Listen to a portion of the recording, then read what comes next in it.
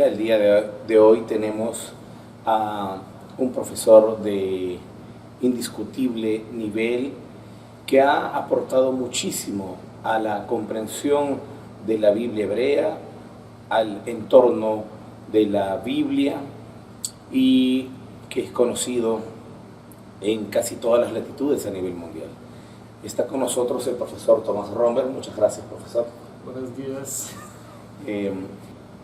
Intentamos llevar a Latinoamérica un nivel de estudios, bien, donde se puede estudiar la Biblia con objetividad y asistido de las ciencias. Le agradecemos mucho, de verdad, esta generosa tiempo que nos da. De nada. Okay. Profesor, la primera pregunta sería la siguiente. Según la Biblia hebrea, ¿cuál es el origen del mal? Yeah, that's maybe one of the very difficult questions that many people ask, and you have to say that there's not one answer, that there are different answers of the Bible in respect to this question. The question of evil is related also to monotheism, because in a polytheistic environment you can always have gods that are evil gods or demons that bring the sickness, the death, the evil to the humans. If you are in a monotheistic thinking, then the question becomes difficult. If there's only one God, who is a powerful God who controls everything, is he also responsible for the evil? And this question, I think, has, of course, preoccupied many people. So there are different answers in the Hebrew Bible. One answer is to say God is not at the origin of evil. For instance, if you look in the first chapter of the Bible, Genesis 1, then you can see that when God creates the world, he does not create everything. He creates not the tohu vabohu, he does not create darkness. It's all there. So what he's doing is pushing back darkness, pushing back the tohu vabohu in order to make light, in order to create an orderly world.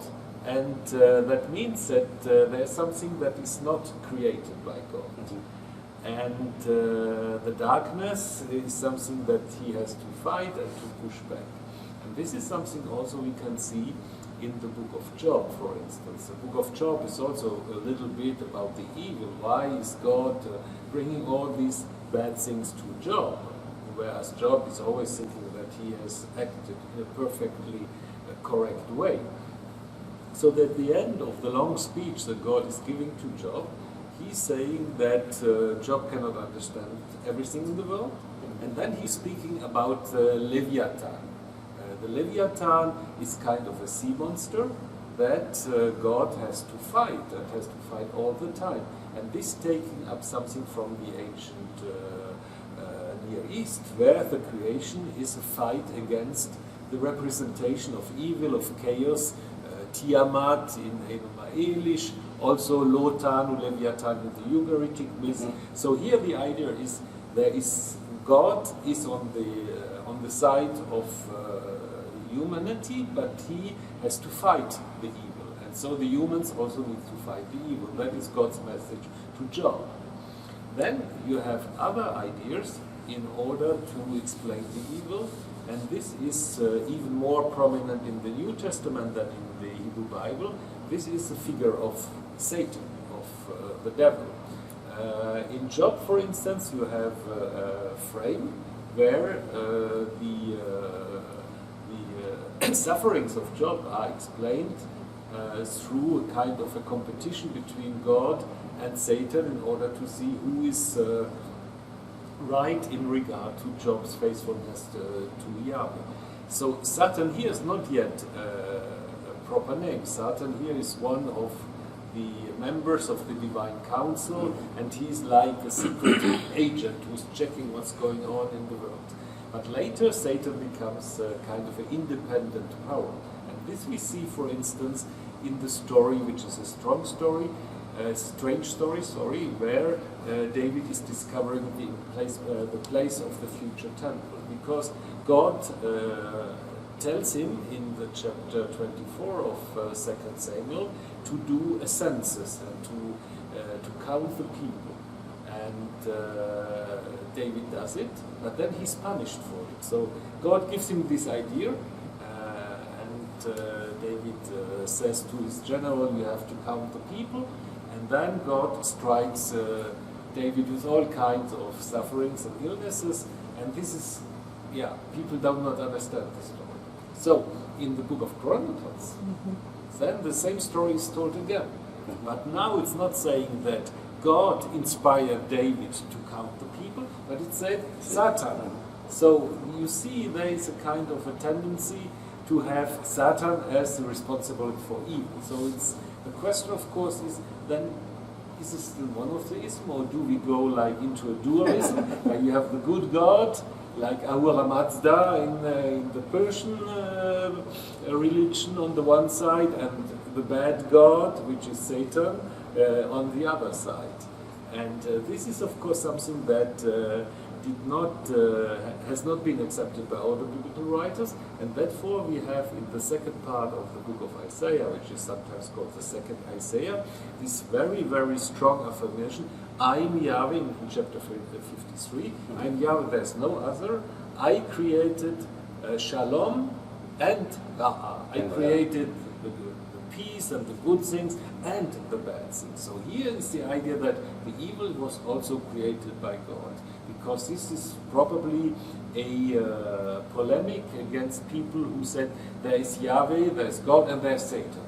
And this statement is to say there is no Satan, there is nothing, there is just God, and then God is controlling everything.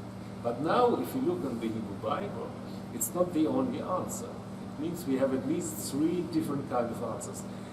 The first is the evil is not created, it's something that God is fighting and has to be fought against all the time, or there is something else who's responsible for the evil, or God created everything.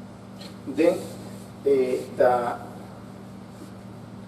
kind of things depend of the time of reflection. I think it's not necessarily this. I think these texts are more or less all from the same time, because Genesis 1 is from the priestly writer, it's from the beginning of the Persian period. Job is probably also from the Persian period, and the second Isaiah is also said to come from the second period. I think they all come from a time when the nascent Judaism was discovering monotheism. I think it's more related to how do we deal in monotheistic thinking with the question of evil. And so we have these three kind of answers, and there is nobody who's telling you this is the right answer and this is the wrong answer. The Hebrew Bible is just presenting us several possibilities of thinking and of reasoning, but I think the question of evil could never be resolved by the humans. All kinds of philosophies have been thought about it, and all kinds of religion. It's an ongoing question, but I think everybody who's reading the Bible, of course, has to ask a question and has to find maybe his own answer. But it can also be that in different situations, maybe we have to give different answers. We cannot say, for instance, there was a time when AIDS was just discovered. Then some people say, okay, this is a divine punishment for all the people who have a deviant sexual orientation, for instance. This, I think, is not possible. But if, for instance, we have like natural catastrophes, can we say it's God, or should we not look in ourselves? For instance, global warming, is this divine punishment, or is this because we do not know how to deal with God's commandments in order to be His image, in order to govern the creation in the right way? So I think the answer depends also on our challenges that we have to face. Thank you. Yeah.